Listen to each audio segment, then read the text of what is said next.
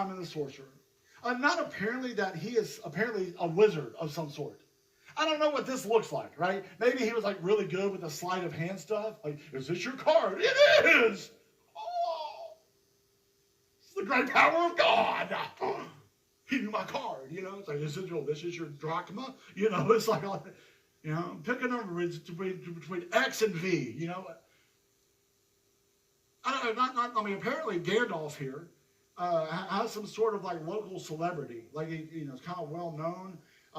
He was, you know, he's even called the great power of God. That's crazy. He just said to pick a number between X and V. Well, X is 10 and V is 5. That's God's number. And there is a thing in between it, and it's either enmity or it's peace.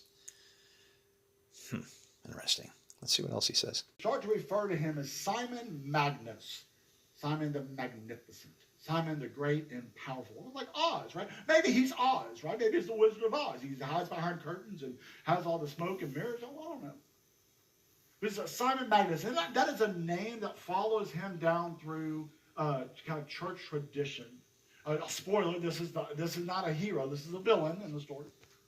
And throughout church history, the early part of church history, lots of things begin to be associated with him. He ends up in this figure, follows Peter around, is a thorn in Peter's side in the various places, Asia Minor, and in Rome, different places, and the legend of early Christianity. See, I didn't know that. That's why the guy who can't read needs access to brains like, you know, you people that have invested all your stuff for all these years. I didn't know that Simon, son of Jesus, followed him around. And it would make sense. He actually should. Yeah, wizard, huh? Lots of things begin to be associated with him. He ends up in this figure, follows Peter around, is a thorn in Peter's side in the various places, Asia Minor, and in Rome, different places, and the legend of early Christianity. So old Gandalf here.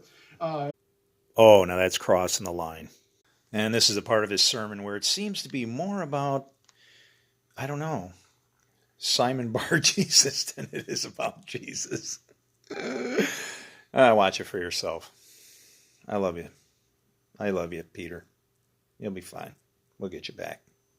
I, unlike him, know how to chase a lost sheep. And I'll chase myself if I have to.